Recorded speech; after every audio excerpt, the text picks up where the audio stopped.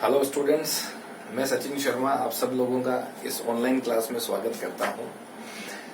आज हम online classes में इकोनॉमिक्स के कुछ टॉपिक्स के बारे में बात करेंगे। ये कोरोना की विडंबना है कि आप सब लोगों को बिना एग्जाम्स के प्रमोट कर दिया गया है, तो अब आपकी स्टडी का जो लॉस है वो ना हो, इसके चलते हम लोग ये ऑनलाइन जो क्लासेस है इसका सेक्शन शुरू करने जा रहे हैं।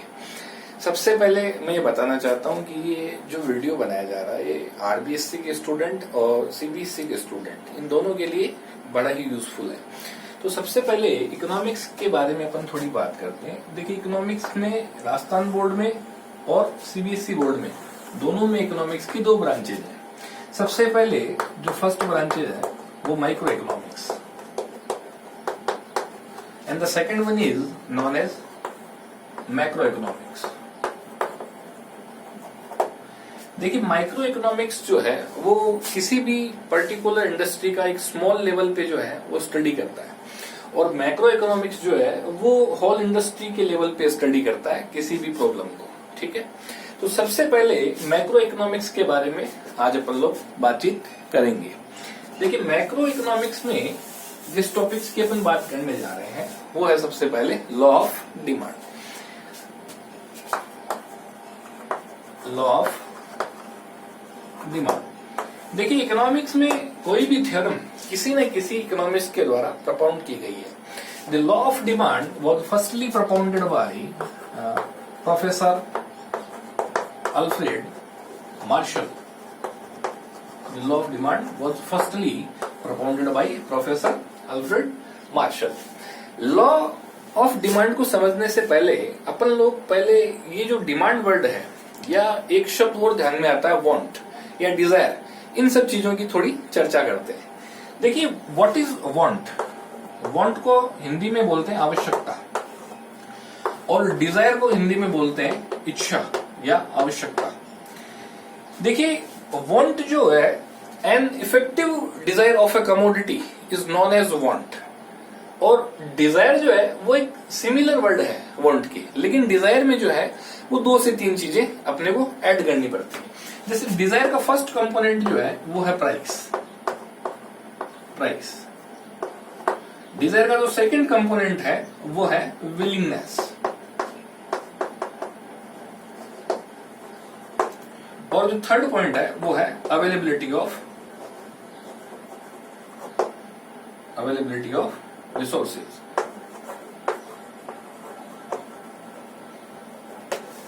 देखिए, फॉर सपोज एक एग्जांपल लेते हैं। जैसे मेरी इच्छा है कि मेरे पास ऑडी हो, लेकिन ये मेरी इच्छा है, लेकिन इसको फुलफिल करने के लिए मेरे पास रिसोर्सेज होने जरूरी है। जैसे मैं ऑडी परचेज करना चाहता हूँ या मैं बीएमडब्ल्यू परचेज करना चाहता हूँ। अब ये इसकी प्राइस जो है वो 25 लाख। तो सबसे पहली चीज तो है कि मेरे को इसकी प्राइस मालूम है। सेकेंड चीज ये है कि 25 लाख रुपए में खर्च करना चाहता हूं कि नहीं चाहता हूं। थर्ड वन ये है कि मेरे पास 25 लाख है कि नहीं है, क्योंकि अगर जेब में पैसा ना हो, इच्छा होने की मना नहीं है। इच्छा हो सकती है कि मैं ऑडी खरीदूं, मैं बीएमडब्ल्यू खरीदूं। तो अगर ये तीनों रिसोर्सेज फुलफिल होते हैं then it will become a want. Every want has a desire, but every desire not a will become a want. कभी भी हर एक जो आवश्यकता है, इच्छा जो है, वांट जो है, उसकी एक डिजायर होगी, लेकिन हर एक डिजायर वांट में कन्वर्ट हो जाए ऐसा जरूरी नहीं है, क्योंकि इन तीनों कंपोनेंट में से अगर एक भी कंपोनेंट नहीं है तो ये फिर ये जो है वांट में कन्वर्ट नहीं होगा। ठीक है, तो इसके आगे की अपन लोग बात करते हैं कि इसके आगे का सेगमेंट क्या है। इसके बाद में एक वर्ड आता है डिमांड। डिमांड वर्ड को अपने को कैसे चेक करना है? देखिए, डिमांड वर्ड जो है वो 5 चीजों की फुलफिल होने से बनता है। सबसे पहले जो थिंग है वो है desire for a commodity. Desire for a commodity. Second one is means to purchase. Means to purchase. Third one है willing to pay. Fourth one price, and the last one is certain time। Suppose करिए कि मेरे पास एक ball pen है और ये ball pen चलता चलता क्या हो गया, खत्म हो गया, फिनिश हो गया। तो सबसे पहली थिंग तो क्या है कि मेरे मन में क्या आएगा कि अपने को अब पेन परचेज करना पड़ेगा, पेन बाय करना पड़ेगा। तो सबसे पहली थिंग मैंने ये लिखी कि डिजायर फॉर ए कमोडिटी, किसी वस्तु के प्रति मेरे मन में इच्छा है। सेकंड थिंग क्या आएगी कि मीन्स टू परचेज, अब मैं उसको खरीदना चाहता हूं कि मेरा पेन खत्म हो गया तो मेरे को नया पेन जो है वो परचेज करना है, बाय करना है। थर्ड ये है कि उस पेन को परचेज करने के लिए मैं पे कितना करना चाहता हूँ, मेरी विलिंग कितनी है खर्च करने की। या ऐसा तो नहीं कि मैं पेन तो लेना चाहता हूँ लेकिन उसके लिए मैं पे नहीं करना चाहता हूँ। फोर्थ थिंग है कि उसकी price. And the next one is a certain time, किसी भी कमोडिटी को परचेज करने का या उसको बाय करने का एक जो होता है वो एक पर्टिकुलर टाइम होता है, ठीक है। अगर ये पांचों चीजें फुलफिल होती है तो फिर ये क्या होगा, एक डिमांड के रूप में कन्वर्ट होगा। नहीं तो इनमें से एक भी चीज मिसिंग है, कुछ भी अगर अपन नहीं करना चाहते हैं तो फिर वो डिमांड में कन्वर्ट नहीं होगा। इसके आगे की बात अपन लोग करते हैं। देखिए डिमांड जो होती है वो तीन तरीके की डिमांड होती है। There are three types of demand. First one is price demand, first one is price demand, second one is income demand and the last one is cross demand. देखिए तीनों जो डिमांड है इनके अलग अलग टाइप्स हैं। फर्स्ट अगर मैं बात करूं प्राइस डिमांड की, तो व्हाट इज प्राइस डिमांड। देखिए ऐसी commodity which is the commodity which is affected by the price of a commodity. For suppose करिए कि एक लेडी है, वो घर से सब्जी लाने के लिए गई और जो वो पटेटो खरीद रही, आलू खरीद रही है, और आलू जो है वो 20 रुपए के 1 kg और उसकी डिमांड जो है वो 1 kg है। लेकिन जब वो सब्जी लेने के लिए गई तो सब्जी वाले ने उसको ऑफर किया कि अगर आप 2 किलो लेते हो तो मैं आपको ये कितने रुपए में दे दूंगा, 30 रुपए में दे दूंगा। अगर आप ये 2 किलो ले लोगे तो मैं आपको कितने में दूंगा, 30 रुपए में। तो हुआ क्या कि उसकी डिमांड 1 kg की थी लेकिन वो करके कितने लाई, 2 kg, क्योंकि उसको डिमांड को अफेक्ट किसने किया, प्राइस ने।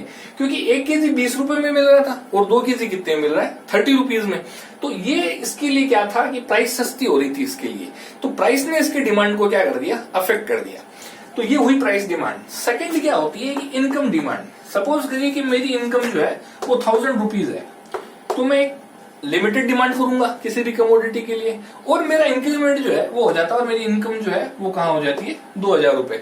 तो अब मेरी जो डिमांड होगी वो मेरी इनकम से अफेक्टेड होगी। नेक्स्ट वन है कि व्हाट इज क्रॉस डिमांड। देखिए क्रॉस डिमांड क्या होता है कि change in quantity of commodity of first commodity due to the change in price of other commodity. अगर किसी एक कमोडिटी की प्राइस में चेंज होने के रीजन से दूसरी कमोडिटी की डिमांड चेंज हो जाए, then which is known as cross demand. जैसे सपोज करिए एक होता है कि फेयर एंड लवली, ये बालिकाओं की प्रिय क्रीम है ये fair and lovely.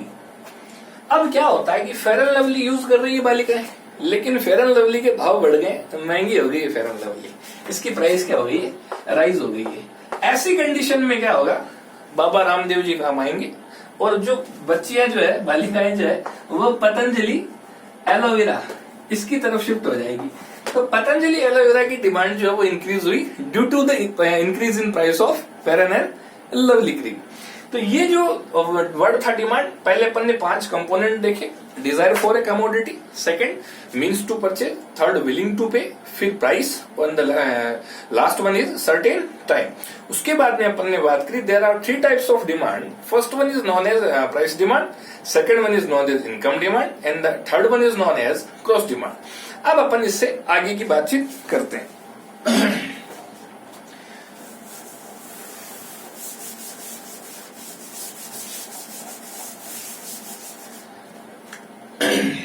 Law of demand. देखिए जब मार्शल ने इसका डेफिनेशन दिया लॉ ऑफ डिमांड का, तो उन्होंने सबसे पहले एक वर्ड को आगे रखा, if other things remain constant. देखिए ये जो if other thing remain constant, being other thing equal, ये सब एक ही वर्ड है, ठीक है। इस वर्ड को एक ही लैटिन वर्ड में डिस्क्राइब करते हैं which is known as ceteris paribus, which is known as ceteris paribus. देखिए, जब कभी भी कोई लॉ बनता है या कोई चीज होती है ना, तो दो चीज के बीच में रिलेशन होता है, दो थिंग्स के बीच में रिलेशन होता है। लॉ ऑफ डिमांड की जो रिलेशनशिप है वो प्राइस और क्वांटिटी डिमांड इन दोनों के बीच में बेस्ड है, ठीक है। तो लॉ ऑफ डिमांड जब काम करेगा तो प्राइस और क्वांटिटी डिमांड इन दोनों की रिलेशनशिप के बीच में काम करेगा। इसलिए मार्शल ने पहले ये बोल दिया कि if other thing remain constant, it means demand जो है वो बहुत सारे फैक्टर्स पे डिपेंड है, तो बाकी के जो फैक्टर्स है अदर देन प्राइस वो सारे क्या रहेंगे, कांस्टेंट रहेंगे, और वहां चेंज किसमें होगा, सिर्फ और सिर्फ प्राइस में चेंज होगा। तो यहां मार्शल ने थ्योरम कैसे बनाई, if other thing remain constant, that is the increase in price of commodity, then quantity demand of a commodity will decrease. If price of commodity decrease, then quantity demand of commodity increases. This is known as law of demand. And in the law of demand, there is an inverse relationship in between price of commodity and its quantity demanded. तो relationship जो है law of demand में price और quantity के बीच में वो कैसा है, नेगेटिव है। इसको एक एग्जांपल से मैं आपको समझाता हूं। जैसे फॉर सपोज मेरी इनकम जो है वो 1000 रुपीज है, कितनी है, 1000 रुपीज है। किसी कमोडिटी का पर्टिकुलर प्राइस जो है वो 10 रुपीज है। अब इस कमोडिटी की कितनी क्वांटिटी में जो है वो डिमांड कर सकता हूँ, 100 कर सकता हूँ, क्योंकि मेरी इनकम के रेंज में ये सारा। अब सपोज करिए मेरी इनकम तो हर महीने बढ़ेगी नहीं, लेकिन इन्फ्लेशन जो है, जो कमोडिटीज के जो पैसे हैं वो तो हर महीने चेंज हो सकते हैं। तो सपोज करिए कि यहाँ प्राइस जो है वो कितना हो गया है कमोडिटी का, 20 हो गया है। क्या अब मैं 100 जो यूनिट है उस कमोडिटी क्या मैं परचेज कर सकता हूँ? नहीं, क्योंकि मेरी इनकम क्या है, if other things remain constant, दूसरे जो फैक्टर्स है वो क्या कर रहे हैं, कांस्टेंट रह रहे हैं। इसलिए मेरी डिमांड क्या हो गई है, कॉन्ट्रैक्ट हो गई है। देखिए, दो वर्ड है इकोनॉमिक्स में, लगते सेम है लेकिन वो क्या है, डिफरेंट है। जैसे मैं if other thing remain constant को एक बार मिटा दूं यहां से। देखिए, एक तो होता है इंक्रीज और एक होता है एक्सपेंशन, एक होता है डिक्रीज और दूसरा होता है कॉन्ट्रैक्शन। देखिए, हिंदी में जो इंक्रीज का मतलब है वृद्धि होना, एक्सपेंशन का मतलब है विस्तार। दोनों एक जैसे लग रहे हैं, बढ़ रहे हैं, लेकिन फर्क है, अभी बताता। डिक्रीज का मतलब है कमी होना और इसका मतलब है संकुचन होना। देखिए, ये जो इधर वाले जो वर्ड है ना, इनको पकड़ लो आप। इंक्रीज और डिक्रीज तब होगा जब प्राइस में कोई चेंज ना हो और अदर फैक्टर्स जो है वो चेंज हो रहे हैं। और if quantity demanded of commodity changes due to change in price of a commodity, then it is known as expansion or contraction. So that in law of demand, यहाँ अपन क्या बोलेंगे कि if other thing remain constant, if increase in price of a commodity, then quantity demanded of a commodity contracts. And in this situation, when price of commodity decreases, quantity demanded of commodity expansion. तो ये relationship जो हुआ, ये क्या रहा, इन दोनों के बीच में नेगेटिव रिलेशनशिप को दिखा रहा है। अब अपने को इसमें क्या करना है कि इकोनॉमिक्स में कोई भी चीज जो होती है वो थ्रू द डायग्राम अपने को एक्सप्रेस करनी होती है। यहां अपने को क्या करना है कि फॉर सपोज मैं एक टेबल लिखता हूं, क्या लिखूंगा, एक टेबल लिखता हूं। यहां मैं प्राइस लिख रहा हूं और यहां मैं क्या लिख रहा हूं, कमोडिटी लिख रहा हूं। जैसे फॉर सपोज किसी कमोडिटी की प्राइस 2, 4, 6, 8 और 10 है। तो ये सीधी सी बात है कि जैसे जैसे प्राइस बढ़ रहा है वैसे वैसे उसकी डिमांड क्या हो रही है, कम हो रही है, कॉन्ट्रैक्ट हो रही है। तो यहाँ जब 2 रुपए प्राइस थी तो सपोज करिए उसकी वो 10 यूनिट्स डिमांड कर रहा था। जैसे ही प्राइस बढ़ी है इसकी डिमांड क्या होगी, कम होगी। फिर प्राइस बढ़ी है तो फिर कम हो रही है, फिर कम हो रही है और फिर कम हो रही है, 4 और 2 तक पहुंच गई। ये थी टेबल। इकोनॉमिक्स में किसी भी चीज को समझाना है तो थ्रू द डायग्राम समझाना पड़ेगा अपने को। इवन माइक्रो में अपने को 80 to 90 डायग्राम्स जो है वो बनाने पड़ेंगे 12 चैप्टर्स में। तो यहां मैं आपको डायग्राम बना के दिखा रहा हूं कि कैसे डायग्राम बनता है। देखिए, ये ओ एक्स एक्सिस है और ये दूसरा क्या है, ओ वाई एक्सिस है। लॉ ऑफ डिमांड में हमेशा ओ वाई एक्सिस पे किसको इंडिकेट करेंगे, अपन प्राइस को इंडिकेट करेंगे, और यहाँ ओ एक्स एक्सिस पे किसको इंडिकेट करेंगे, हमेशा क्वांटिटी डिमांडेड, इसको इंडिकेट करेंगे। जैसे मैं यूं बना रहा हूं एक इस तरीके से, एक कर्व खींचा मैंने, इसको थोड़ा सा,